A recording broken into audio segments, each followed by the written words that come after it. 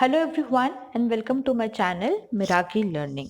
So in today's video we will be doing the topic police reforms in India. Now this is a topic which I won't say कि इसमें से questions बहुत ज़्यादा आते हैं, but we see one or two questions after every other year.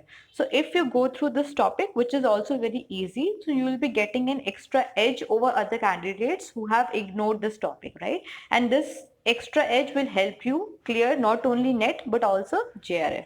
तो police reforms in India का जो टॉपिक है आज के वीडियो में हम करेंगे, इजी है, बहुत ज़्यादा डेप्थ में नहीं जाएंगे, like we won't go into the subjective issues. जो मेन कमेटीज हैं उनकी जो रिकमेंडेशंस हैं जिनमें से क्वेश्चंस आते हैं उनको हम ऑब्जेक्टिव मैनर में कवर करेंगे। तो let's start the today's video. Also, there is an important announcement for all the aspirants who are appearing in the upcoming exam on 5th November. So that is in the end of the video. So please make sure that you check that announcement in the end. Right? So let's start. Now, basically इसमें हम committees और उनकी recommendations करेंगे, but there are few basics जो हमें पता होने चाहिए about police administration, right? So now police administration में जो हमारा पब्लिक ऑर्डर है एंड पुलिस है, we know that these are state subjects under 7th schedule.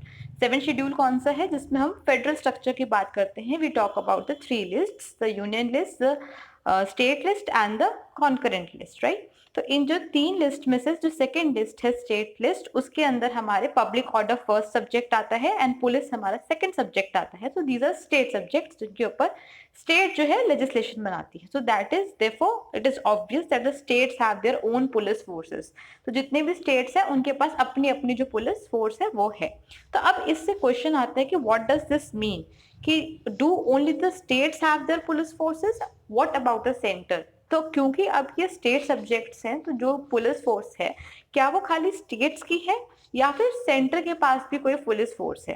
तो इसका आंसर हमें मिलेगा from article 355 which says that duty of the union to protect the states against external aggression and internal disturbance to ensure that the government of every state is carried on in accordance with the provisions of the constitution. So article 355 states कि किसकी duty है? It is the duty of the union. किसको protect करने की? States को protect करने की। कब? अगेंस्ट एक्सटर्नल एग्रेशन, अगर कोई एक्सटर्नल एग्रेशन होता है या फिर कोई इंटरनल डिस्टर्बेंस की सिचुएशन क्रिएट हो जाती है, ताकि जो उस स्टेट की गवर्नमेंट है वो कॉन्स्टिट्यूशन के प्रोविजंस के अकॉर्डिंग चलती रहे। तो इसका मतलब उसको प्रोटेक्ट करना है तो यूनियन के पास, सेंटर के पास भी अपनी कोई ना कोई फोर्स होनी चाहिए। Therefore the centre also has its own police forces. It has 7 central police forces, right? 7 police forces हैं। फॉर एग्जांपल आपने सुना होगा हमारी सीआरपीएफ है, सशस्त्र सीमा बल है, ऐसे इंडो टिबेटन पुलिस फोर्स है। तो ये सारे जो पुलिस फोर्सेस होती हैं सेंट्रल पुलिस फोर्सेस हैं, राइट? बीएसएफ है। तो ये सारी के सारी सेंट्रल पुलिस फोर्सेस हैं। तो यू मस्ट नो कि हमारा सब्जेक्ट ये स्टेट का है, हर स्टेट की अपनी पुलिस फोर्स है, लेकिन सेंटर के पास भी अपनी फोर्सेस होती हैं और ये 7 सेंट्रल फोर्सेस हैं, राइट? तो ये हो गए हमारे basics. Now will cover the reforms जो हुए हैं इन police administration in India, right? So let us talk about police reforms. So basically there are 11 reforms, मतलब serial wise अगर हम देखें तो 11 reforms हैं। Let us see कि कौन कौन से reforms हैं जो important है from exam point of view according to me। मैंने उनको bold में कर दिया है। पढ़ेंगे हम सारे थोड़े थोड़े, लेकिन जो bold में हैं 3-4 जो हैं उनको आपको ध्यान से करना है। उनकी recommendations you have to learn. Now first is first police commission which is also known as MH Court Commission 1860, राइट? तो 1860 के अंदर आया पहला police commission. Then it was followed by Indian police act in the next year 1861। उसके बाद third आया second police commission which is also called Fraser commission 1902-1903। तो ये तो आपको याद मतलब इजीली हो जाएगा कि सबसे पहले फर्स्ट है तो फर्स्ट पुलिस कमीशन, उसके बाद एक्ट आया, उसके बाद सेकंड पुलिस कमीशन। और नेक्स्ट इज फोर्थ पे आता है working group on police training report. तो there was a working group किसके ऊपर? On police training. इसकी रिपोर्ट आई 1972 के अंदर। Then again a police commission was formed which is called national police commission of 1977। This is important. Then sixth पे आया Julio Ribeiro committee 1988-1999। ठीक है, ये हम 2 साल इसलिए दिखाते हैं क्योंकि अपॉइंट 1 साल हुआ और उसके बाद उसकी रिपोर्ट्स नेक्स्ट ईयर आई। Seventh is justice Malimath committee 2000 year के अंदर ये आया है seventh. Next, eighth is Padmanabhiya Committee. I don't know the exact pronunciation, so I'm calling it Padmanabhiya Committee. 2000 के अंदर ये आई है. This is also very important. Next comes Police Act Drafting Committee, which is also called Sorabji Committee. 2005 के अंदर. Then Supreme Court judgment in the Prakash Singh and others versus Union of India 2006. This is very very important. इसमें से questions कई बार आए हैं. ठीक है, तो इसको हम 7 डायरेक्टिव्स ऑफ सुप्रीम कोर्ट भी बोलते हैं. 7 directives of supreme court. And then लास्ट में है हमारे पास 5th report of second ARC which is also entitled as public order. तो जो 5वीं रिपोर्ट है सेकेंड ARC की 2007 के अंदर आई, उसको भी हम मेन जो रिकमेंडेशन हैं पुलिस एडमिनिस्ट्रेशन के से रिलेटेड वो हम पढ़ेंगे. Now to make all these committees easy, what I have done, I have divided into 2 sections. One is reforms before independence and second is reforms after independence. तो अगर आप यहाँ पर देखेंगे तो जो फर्स्ट 3 है हमारी 1860 वाली, उसके बाद 1861 वाली एंड देन 1902-03 ये आ जाएंगे बिफोर इंडिपेंडेंस में, और उसके बाद 4th से लेकर जो बाकी हमारे हैं 11 तक वो आ जाएंगे हमारे रिफॉर्म्स आफ्टर इंडिपेंडेंस में. राइट, तो थोड़ा थोड़ा आपको आइडिया होना चाहिए. जो मैंने बोल्ड कर रखी है, हाईलाइट कर रखी है, उनको आपको अच्छे से करना है, बाकी भी कर सकते हैं. Now let us talk about reforms before independence. So first is first police commission and it came in 1860. So अगर हम थोड़ा सा रट्टे मारने के बजाय समझ ले कि उस टाइम पर क्यों आया था ये पुलिस कमीशन, तो आपको क्या होगा एग्जाम में इजीली याद रहेगा. सो बैकड्रॉप क्या है, just a minute. So backdrop क्या है, इसका बैकग्राउंड क्या है, फर्स्ट पुलिस कमीशन जो है वो क्यों आया. It was the revolt of 1857. हमें पता है फर्स्ट वॉर ऑफ इंडिपेंडेंस हुआ 1857 के अंदर, तो ये उसका बैकड्रॉप है. तो हम सबको पता है कि उसके अंदर हमारी जो उस टाइम पे आर्मी थी, हमने मंगल पांडे का नाम सुना है, उनका एक बहुत एक्टिव रोल रहा किसके अंदर, उस फर्स्ट वॉर ऑफ इंडिपेंडेंस के अंदर. वो जो रिवोल्ट था उसके अंदर, रिवोल्ट ऑफ 1857 के अंदर आर्मी का बहुत इंपॉर्टेंट रोल था. स्पेशली जो नेटिव्स थे, हमारे यहाँ के खुद के लोग थे जो वहाँ ब्रिटिश आर्मी के अंदर रिक्रूट हुए थे, उनका बहुत इंपॉर्टेंट रोल था. So from the perspective of Britishers अगर सोचें तो उनको नुकसान हुआ कि उनकी खुद की आर्मी के अंदर जो इंडियंस हैं वो उनको नुकसान पहुंचा रहे हैं. तो उसके लिए उन्होंने क्या कोशिश करी कि जो नेटिव ट्रूप्स हैं, मतलब जो इंडियन लोग हैं जो आर्मी के अंदर, उनका नंबर कम कर दिया जाए. ठीक है, ताकि आगे से ऐसा कोई रिवोल्ट ना हो, उनका नंबर जो है वो कम कर दे इंडियंस का इन द आर्मी. और क्योंकि फिर लॉ एंड ऑर्डर मेंटेन करने के लिए तब कोई ना कोई चाहिए, तो उसके जगह एक कॉन्स्टेबलरी जो है वो डेवलप करें, civil constabulary. Constabulary means constables जो पोस्ट होती है उसको हम कॉन्स्टेबलरी कहते हैं, उसकी बॉडी को. तो सिविल कॉन्स्टेबलरी डेवलप करें, और इससे क्या होगा कि उनकी जो सैलरीज में भी डिफरेंस था, एक इकोनॉमिक मेजर भी हो जाएगा, उससे उनका जो खर्चा है वो भी थोड़ा कम हो जाएगा, प्लस रिवोल्ट के चांसेस जो है वो कम हो जाएंगे. तो this was first police commission 1860. अब इसी के बेसिस पे हमारा आया नेक्स्ट ईयर में पुलिस एक्ट ऑफ 1861. राइट, तो ज्यादा डिटेल में इसमें नहीं है, आपको करना है कि आया ये कमीशन के साथ ही इसमें जो फोर्स कैसी होनी चाहिए, जो हमारी कॉन्स्टेबलरी है, जो पुलिस फोर्स है, वो किस तरीके की होनी चाहिए, तो स्ट्रक्चर पे उस पर काफी ध्यान दिया गया इस एक्ट में. जो प्रोविजंस है, it talks about the structure of the police force, but कोई standards were not laid down. Okay, structure की बात की, बट कोई रिजिड स्टैंडर्ड्स की रिक्रूटमेंट स्टैंडर्ड्स या फिर स्ट्रक्चर हायरार्की स्टैंडर्ड्स कोई एज सच रिजिड नहीं ले करे गए. राइट, तो ये आपको पता होना चाहिए पुलिस एक्ट 1861 में. Next reform after independence is second police commission which is also called Fraser commission of 1902. इसके अंदर भी काफी रिकमेंडेशंस है. मेन जो है, जो हाईलाइट इसको अलग बनाती है, जिसमें से क्वेश्चन आ सकता है, that is it recommended Indianisation of higher ranks, that is officer ranks in police. तो पहले जो पुलिस थी वहां पे, उसमें जो हायर रैंक्स पे इंडियंस जो थे वो अपॉइंट नहीं होते थे, उनकी रिक्रूटमेंट नहीं होती थी. तो इसने सजेस्ट किया कि हायर रैंक्स पे भी जो है इंडियंस को रिक्रूट करना चाहिए. This was all about Fraser commission. तो ये 3 कमीशंस है before independence. Right, now let us talk about reforms after independence. Okay, so reforms after independence. Now again हम 1-2 से स्टार्ट करेंगे. तो first is working group on police training report of 1972. तो 1972 में आई है पुलिस ट्रेनिंग रिपोर्ट. इसके head कौन थे? प्रोफेसर MS गोरे. ठीक है, अब ट्रेनिंग के ऊपर है, तो ऑब्वियसली कुछ ट्रेनिंग से रिलेटेड ही बताएंगे। तो इन्होंने क्या कहा कि जो ट्रेनिंग है हमारी पुलिस ऑफिशियल्स की, पुलिस वालों की, उनका कंटेंट जो है वो वाइड होना चाहिए। मतलब उनकी ट्रेनिंग में उनको खाली लॉ एंड ऑर्डर के बारे में या क्राइम के बारे में नहीं हमें बताना चाहिए, उनको हमें सेंसिटाइज करना चाहिए किसके प्रति, ह्यूमन बिहेवियर के प्रति। So like their training should include not only rules and content related to law and order and crime prevention, but it should also contain content which sensitizes them towards understanding the human behavior, right? Psychology, criminal कैसे सोच सकते हैं, normal इंसान कैसे सोचेगा, victim की psychology कैसे होगी, वो भी उनको कवर करवाना चाहिए। तो this was the main recommendation of working group on police training report 1972। इतना काफी है। Coming to the next, it is national police commission of 1977। Now this is very important, national police commission, ठीक है। इनके head कौन थे, Shri Dharmvir, he was a former governor. तो इसकी 8 रिपोर्ट्स आई बिटवीन 1979 टू 1981। तो ये जो 3-4 साल हैं इसके अंदर इनकी 8 रिपोर्ट्स आई, अपॉइंट की 1977 में हुआ। Now, what were the terms of reference? Now, what is first you must know what is the meaning of terms of reference. Terms of reference is कि ये जो कमेटी थी, कमीशन जो अपॉइंट हुआ, इसका स्कोप क्या था, इसको इसका एरिया क्या था जहाँ पे इसको जांच करनी थी, मतलब सर्च करनी थी, रिसर्च करनी थी, उसका एरिया क्या था, किन चीजों पर इसको ध्यान देना था। तो टर्म्स ऑफ रेफरेंस जो है ऑलमोस्ट सारा कुछ कवर करती है पुलिस एडमिनिस्ट्रेशन का, which is organisation of police, कैसे ऑर्गेनाइज होगी, उनका what is the role and functions, police and public relations, political interference जो होती है पुलिस एडमिनिस्ट्रेशन में, that misuse of police power, police accountability and performance evaluation. तो these were the terms of reference. आपको एक idea होना चाहिए, एक एक मतलब रटने की जरूरत नहीं है यहाँ पर, आई टेल यू जहाँ पे आपको लर्न करना होगा। Now, what are the major recommendations of the National Police Commission? This you must know. So, first is setting up of State Security Commission in each state. तो हर state के अंदर एक state security commission हमारे को होना चाहिए, बनाना चाहिए, number 1।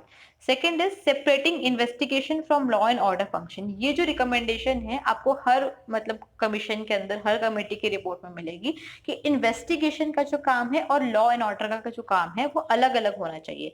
Like right now what we have is, main काम क्या होता है, लॉ एंड ऑर्डर मेंटेन करना पुलिस का।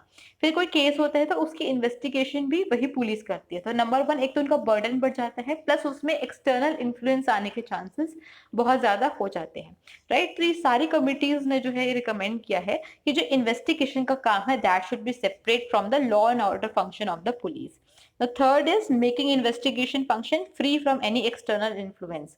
तो जो हमारा इन्वेस्टिगेशन फंक्शन है उसमें कोई बाहर का इन्फ्लुएंस नहीं होना चाहिए, it should B impartial, right? Now next is procedure for appointment of police chief with ensured minimum statutory tenure.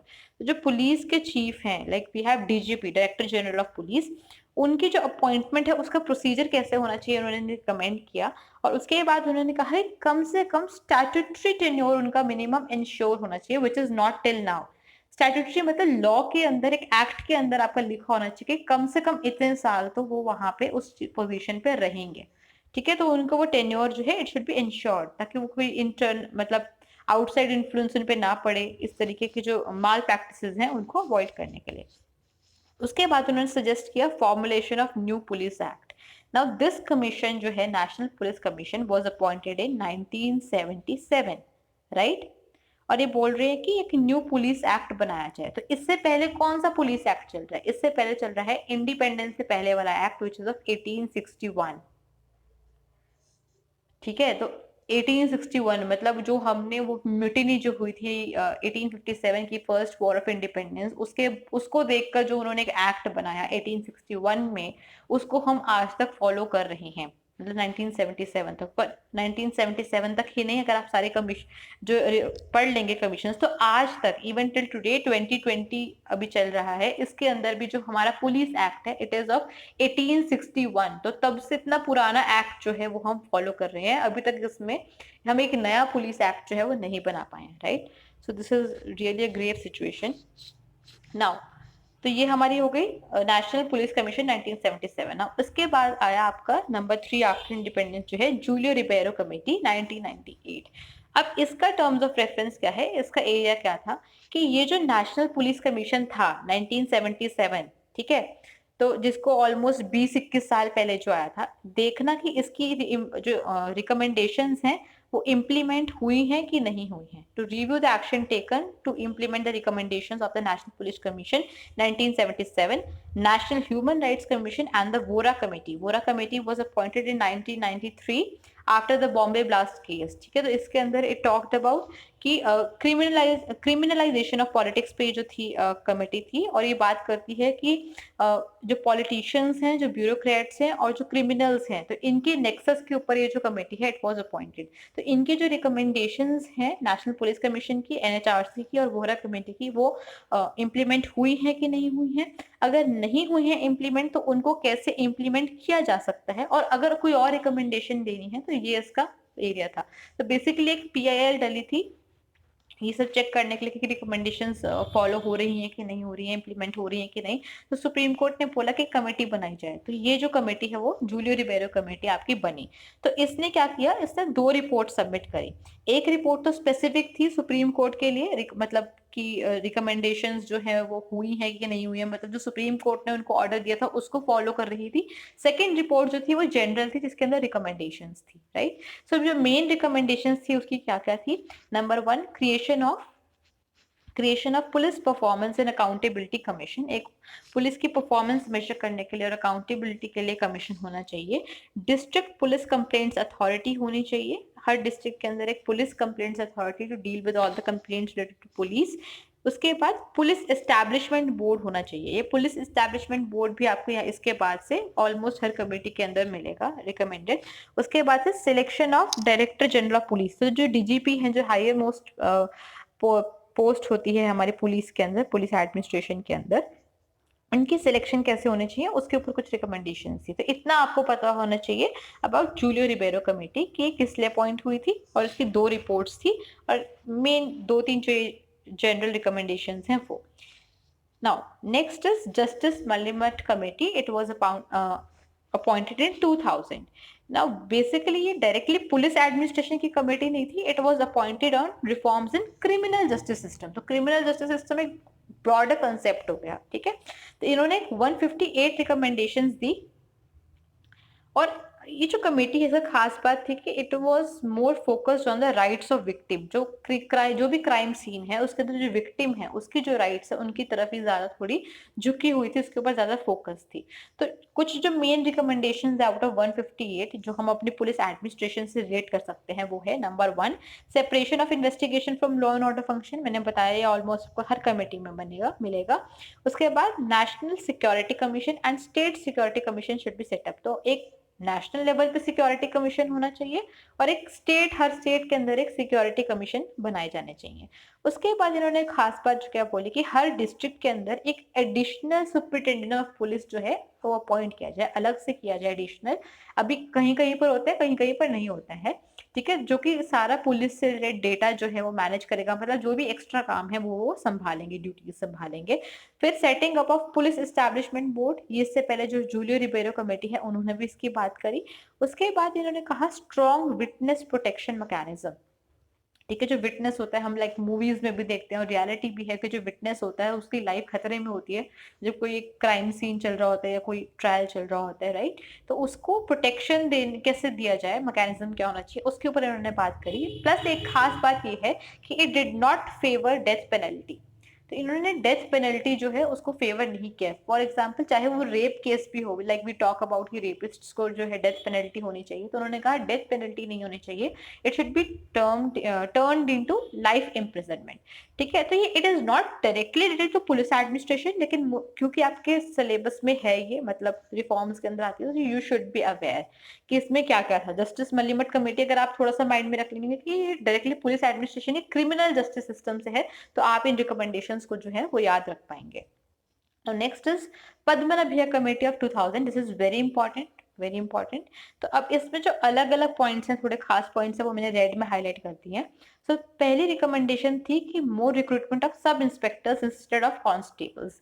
Now Now what happens is 2016 का डेटा अगर मैं बात करूं, 2016 का जो डेटा है मेरे पास, उसमें क्या है कि अगर जब रिक्रूटमेंट होती है, लाइक एक सबसे नीचे आपके कांस्टेबल्स होते हैं, उसके ऊपर आपकी थोड़ी सी हायर पोस्ट होती हैं जिसके अंदर आपके इंस्पेक्टर, सब इंस्पेक्टर आ जाते हैं, उसके ऊपर ऑफिसर रैंक पोस्ट होती हैं जिसमें डीजीपी, एसएसपी आपके आ गए, सुपरिटेंडेंट ऑफ पुलिस आ गए, वो आपकी ऑफिसर रैंक्स की पोस्ट होती हैं।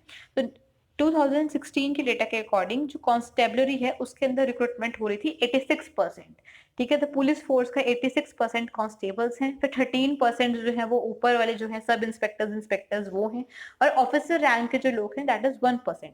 ठीक है, तो इस कमेटी ने क्या बोला कि जो सब इंस्पेक्टर लेवल पे रिक्रूटमेंट को बढ़ाओ बजाय कांस्टेबल लेवल पे, तो थोड़े से हायर लेवल पे रिक्रूटमेंट जो है करने की जरूरत है। प्लस जो एग्जिस्टिंग कांस्टेबलरी है, एग्जिस्टिंग कांस्टेबल्स है, उनको रीट्रेन करने की जरूरत है, उनको दोबारा से ट्रेनिंग देने की जरूरत है। उसके बाद उन्होंने बोला कि ट्रेनिंग, अब ट्रेनिंग से आप रिलेट कर सकते हैं कि पुलिस ट्रेनिंग एडवाइजरी काउंसिल एक बनाने की जरूरत है, सेंटर पे भी और एक हर स्टेट के अंदर भी। ठीक है, तो police training advisory council should be there. Also they talked about adoption of community policing. Now community policing क्या होता है कि जब पुलिस जो पर्सनल है उनको एरिया अलॉट हो जाता है और वो वहां पर एक पार्टिसिपेटिव पुलिसिंग करते हैं, मतलब वो आएंगे मिलेंगे, एक मतलब हमें जो नॉर्मल जो लोग हैं उनको विश्वास बन जाता है उस पुलिस वाले से, वो जान पहचान करते हैं, वहां से डेटा कलेक्ट करते हैं, तो एक तरीके से वो उनका अपना एरिया हो जाता है, हम भी उनको अपने इनपुट्स देते हैं। ठीक है, तो हमारा भी डर खत्म हो जाता है, उनको भी वहाँ की जो रियल प्रॉब्लम्स हैं वो पता लगती हैं, तो this is called community policing. तो इस कम्युनिटी जो कमीशन है उसने सजेस्ट किया एडॉप्शन ऑफ कम्युनिटी पुलिसिंग। फिर setting up of police establishment board, इससे पहले भी सब बोल चुके हैं। खास बात क्या बोली इन्होंने, वीकली ऑफ, पुलिस वालों को वीकली ऑफ होना चाहिए, plus compulsory earn leave every year, हर साल तुम्हें एक लीव कंपल्सरी है लेनी और उसको तुम्हें पैसे मिलेंगे, पैसे कटेंगे नहीं, it will be an earned leave.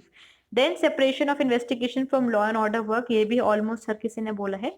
Then इन्होंने कहा टेररिज्म के लिए एक अलग से कॉम्प्रिहेंसिव लॉ होना चाहिए, इन्वेस्टिगेशन किट्स प्रोवाइड होनी चाहिए सारे के सारे जो पुलिस ऑफिसर्स हैं उनको। फिर डिस्ट्रिक्ट पुलिस कंप्लेंट अथॉरिटी एक होनी चाहिए। Then national commission for police standards, एक स्टैंडर्ड सेट करने के लिए एक अलग सा कमीशन होना चाहिए which is called national commission for police standards. And again last में replacement of police act. Now again हम 2000 में पहुंच गए 1977 से लेकर, लेकिन अभी 1861 का जो पुलिस एक्ट है वही चल रहा है, तो उसको रिप्लेस किया जाए। So these were the recommendations of Padmanabhaiah committee of 2000, this is important. Now next 2005 में, ठीक है, पुलिस एक्ट ड्राफ्टिंग कमेटी आई। तो अब एक्ट की हम बात कर रहे हैं, तो एक एक्ट बनाने के लिए कमेटी आई, उनके हेड थे श्री सोली Saurabh ji. Terms of reference क्या था कि एक न्यू पुलिस एक्ट बनाना है। यहाँ पे मैंने शॉर्ट करके लिखा है आपको मेन समझाने के लिए, काफी सारे इश्यूज मेंशन थे कि जो इंसर्जेंसी का इशू है, मिलिटेंट्स का इशू है, नक्सलिज्म का इशू है, प्लस जैसे विमेन है, जेंडर रोल्स हैं अलग अलग, ह्यूमन राइट्स हैं, शेड्यूल कास्ट, शेड्यूल ट्राइब्स, तो बेसिकली जो चेंजिंग टाइम्स हैं, जो प्रेजेंट टाइम्स है, उसके अकॉर्डिंग जो पुलिस एक्ट है वो बनाया जाए, ना कि इतना पुराना जो चल रहा है। ठीक है, तो जो भी करंट इश्यूज हैं उनको देखते हुए हमें एक police act, model police act बनाना है। तो इससे क्या हुआ कि 2006 के अंदर अगले साल इन्होंने एक मॉडल पुलिस एक्ट बना दिया, विच वॉज फॉरवर्डेड, जो उसकी कॉपी थी, which was forwarded to all the states, ताकि जो स्टेट्स हैं उसके अकॉर्डिंग अपना अपना अगर लॉ बनाना चाहें तो वो लॉ बना लें। क्यों? क्योंकि जो ये सब्जेक्ट है पुलिस का, it is a state subject. ठीक है, लेकिन अभी तक भी कोई नेशनल लेवल पे हमारा इससे रिलेटेड लॉ नहीं बना। तो इतना ही आपको पता होना चाहिए पुलिस एक्ट ड्राफ्टिंग कमेटी के बारे में।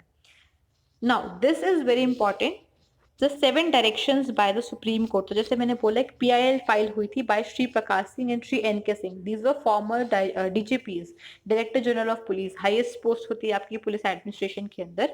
ठीक है, तो इन्होंने 1996 के अंदर एक PIL फाइल करी, किस बारे में फाइल करी कि क्या रिफॉर्म्स हुए हैं, कितनी इम्प्लीमेंटेशन हुई है, उसको जानने के लिए।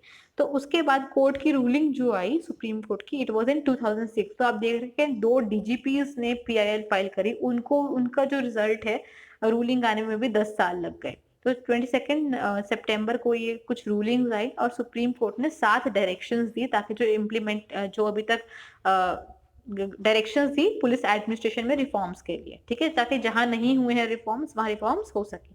और ये जो डायरेक्शंस हैं these are binding on central government as well as state government.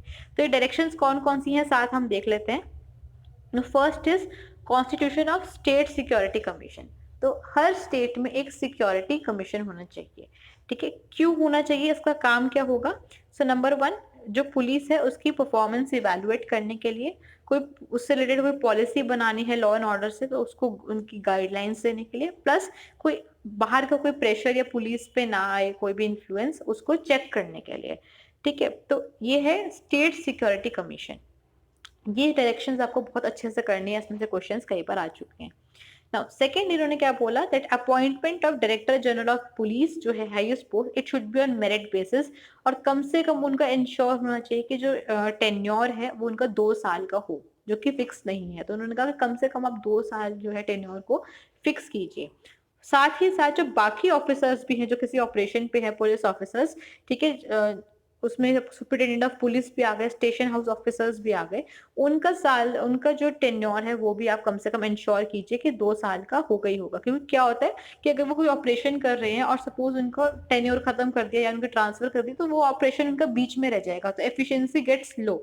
ठीक है, तो इसलिए उन्होंने कहा कि और बाकी ऑफिसर्स का भी आप जो टेन्योर है वो एटलीस्ट 2 साल का कंफर्म कीजिए। Again the fourth recommendation is, पहले इन्होंने कहा स्टेट सिक्योरिटी काउंसिल होना चाहिए, और ठीक है, उसके बाद उन्होंने कहा कि डीजीपी की जो है मेरिट बेसिस पे अपॉइंटमेंट होनी चाहिए और मिनिमम 2 साल का टेन्योर होना चाहिए। उसके बाद बाकी ऑफिसर्स का भी होना चाहिए। फोर्थ इन्होंने क्या कहा, पुलिस एस्टैब्लिशमेंट बोर्ड एक बनाना चाहिए। क्यों बनाना चाहिए? ये डिसाइड करेगा on issues of transfer promotion of police officers. कौन से पुलिस ऑफिसर्स? वो ऑफिसर्स जिनकी रैंक या तो डीएसपी की है या फिर उससे नीचे है, उसके ऊपर ये डिसाइड करेगा। अगर जो रैंक है पुलिस ऑफिसर की वो डीएसपी से ऊपर है, तो उसके ऊपर खाली ये रिकमेंडेशंस देगा। ठीक है, तो ऐसे आप पुलिस एस्टैब्लिशमेंट बोर्ड बनाइए। This was the fourth recommendation. अब 3 रह गई, वो कौन कौन सी हैं? Fifth is set up independent police complaints authority at union level. तो सेंट्रल लेवल पे एक इंडिपेंडेंट पुलिस कंप्लेंट अथॉरिटी होनी चाहिए, और यही जो है वो सेंट्रल पुलिस ऑर्गेनाइजेशन के जो चीफ है उनका सिलेक्शन करेगी। जैसे हमने पढ़ा कि सेंटर के पास भी 7 पुलिस फोर्सेस होती हैं, तो इनके जो चीफ्स होंगे वो ये इंडिपेंडेंट पुलिस कंप्लेंट अथॉरिटी इसी यही जो है वो सिलेक्ट करेगी। सिक्स्थ क्या है? यही जो इंडिपेंडेंट पुलिस कमीशन अथॉरिटी है उसको सेट करना है at state and district level. तो फिफ्थ और सिक्स्थ ऑलमोस्ट सेम है। जो फिफ्थ है वो आपका यूनियन लेवल पे हो गया, सिक्स जो है आपका स्टेट एंड डिस्ट्रिक्ट लेवल पे हो गया। And last but not the least की इन्वेस्टिगेशन को लॉ एंड ऑर्डर जो फंक्शंस हैं उनसे अलग किया जाए। तो ये सारे ऑलमोस्ट हमने पहले की कमीशंस में, कमिटीज की रिपोर्ट्स में पढ़े थे, पर इनको दोबारा जो है बोला गया सुप्रीम कोर्ट की डायरेक्शंस के अंदर of 2006। This was important. Now coming to the last reform, वो है सेकेंड आरसी की फिफ्थ रिपोर्ट, पब्लिक ऑर्डर। ठीक है, तो इसके जो मेन हमारे रिकमेंडेशन है वो हम देख लेते हैं। तो अगेन सबसे पहले कि separation of investigation from other functions, की इन्वेस्टिगेशन जो है एक अलग फंक्शन होना चाहिए, इनको बाकियों के साथ मिक्स नहीं किया जाए। उसके बाद इन्होंने एक इंपॉर्टेंट बात बोली कि that it is the responsibility of the state government to ensure efficient, effective, responsive and accountable functioning of the police of for entire state. कि स्टेट गवर्नमेंट की रिस्पॉन्सिबिलिटी है कि जो उनकी पुलिस एडमिनिस्ट्रेशन है वो अच्छी हो, एफिशिएंट हो, अकाउंटेबल हो, रिस्पॉन्सिव हो। राइट, तो अगर आपने अभी 1-2 साल पहले देखा हो तो दिल्ली के जो चीफ मिनिस्टर हैं केजरीवाल, वो बोलते रहते थे कि दिल्ली को स्टेट डिक्लेयर कर दो, हमें पुलिस दे दो। वो इसलिए क्योंकि जो पुलिस है that is a state subject. ठीक है, तो अभी वो यूनियन टेरिटरी है, तो उनके पास उतनी पावर नहीं है with respect to law and order and police administration. तो दैट इज वाई। ठीक है, तो इन्होंने कहा कि स्टेट गवर्नमेंट की रिस्पॉन्सिबिलिटी होगी, प्लस क्राइम इन्वेस्टिगेशन एजेंसी होनी चाहिए हर स्टेट में। Like for example we talk about CBI, तो सीबीआई सेंट्रल लेवल पे है, बट इन्होंने बोला कि एक क्राइम इन्वेस्टिगेशन एजेंसी हो हर स्टेट के अंदर। उसके बाद जो उन्होंने बात की वो कही कि sensitization of police towards the problems of scheduled caste and scheduled tribes. Now there are problems, specific problems which are related to specific groups of people. For example अगर विमेन है तो उनसे रिलेटेड कुछ इश्यूज हो सकते हैं, कुछ problems हो सकती हैं जो शायद बाकी लोगों को नहीं होंगे, नॉर्मल लोगों को नहीं होंगे। Similarly schedule caste, schedule tribes है, इनसे इनको कुछ हो सकता है कि इन्होंने कुछ ट्रॉमा फेस किया हो या कुछ कंडीशंस ऐसी हो सकती हैं जो स्पेसिफिक है टू दीज पीपल। तो पुलिस को उनकी तरफ सेंसिटाइज करना। ठीक है, उसके बाद क्या है, 33% representation of women in police. तो चाहे वो नीचे कॉन्स्टेबलरी लेवल हो चाहे ऑफिसर लेवल हो, तो उसके अंदर जो विमेन की रिप्रेजेंटेशन इंक्रीज करना और कम से कम 33% पर तो लेके ही जाना। ठीक है, उनकी रिप्रेजेंटेशन जो है एटलीस्ट 33% पे आपको लेके जाना है। Now next is sensitisation of police personal on gender issues. तो पहले शेड्यूल का शेड्यूल ट्राइज पढ़ा, अब जेंडर इश्यूज से भी उनको हमें सेंसिटाइज करवाना है। कैसे करवाएंगे? Through training programs. उसके बाद है improvement of forensic science infrastructure. उसके बाद है प्रोफेशनलाइजेशन ऑफ इन्वेस्टिगेशन की इन्वेस्टिगेशन एक प्रोफेशनल मैनर में हो, again to avoid any external influence. उसके बाद वर्किंग कंडीशंस इंप्रूव्ड हो, वर्किंग आवर्स उनके रैशनल हो, ऐसे मतलब कभी भी कहीं भी ना बुला लें, ड्यूटी फिक्स हो। Better education facility for their children. तो ये जो रिपोर्ट है उनके बच्चों के बारे में बात कर रही है कि उनको एजुकेशन फैसिलिटी जो है अच्छी मिले, इंश्योर किया जाए। Last but not the least social security हो उनको ड्यूरिंग द सर्विस भी एंड पोस्ट रिटायरमेंट भी, क्योंकि अगर उनको सोशल सिक्योरिटी होगी तो the police personnel will not be tempted to get corrupt. ठीक है, उनको ऐसे कोई भी ब्राइब देकर कुछ नहीं, उनको पता है कि मैं सिक्योर हूँ आज भी और आफ्टर रिटायरमेंट भी, तो उससे चांसेस कम हो जाएंगे करप्शन की, ऐसे कोई माल प्रैक्टिसेस के। तो ये थी हमारी main recommendations of second ARC की 5th report which is public order. तो यहाँ पे हमने सारे के सारे जो हैं 11 कमिटीज वो कवर कर ली हैं। तो उनमें से इंपॉर्टेंट जो 3-4 हैं वो मैंने आपको बताई हैं। एक तो ये सुप्रीम कोर्ट की डायरेक्शंस वाली हो गई, पद्मनाभ भैया कमेटी हो गई, नेशनल पुलिस कमीशन 1977 एंड ये पब्लिक ऑर्डर सेकेंड ARC की रिपोर्ट। तो ये है मेन इंपॉर्टेंट, बाकी आपको जनरल आइडिया लग जाएगा। सो this is all about police reforms in India both before independence and after independence. Now coming to the important announcement that as I was talking about, it is about the comprehensive mock test series batch 2.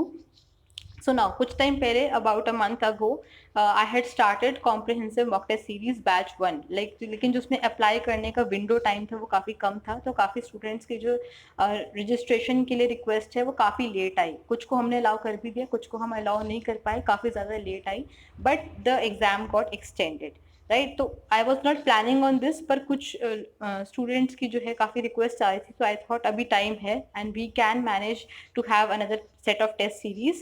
तो comprehensive mock test series का batch 2 we are going to start. It will be targeting the net exam of it will be targeting the net exam of 5th November.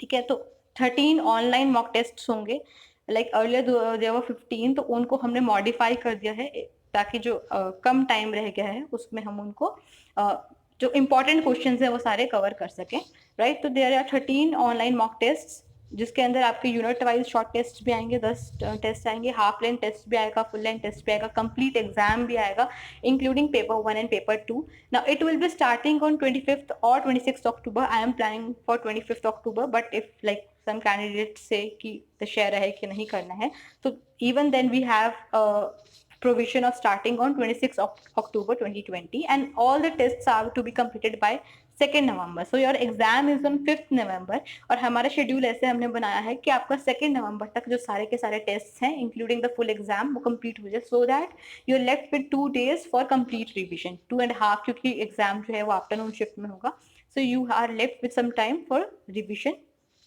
Plus यहाँ पे mention नहीं है कि जो timings हैं वो afternoon timings available भी हैं, और if you are a working candidate तो रात को टाइमिंग्स भी अवेलेबल हैं।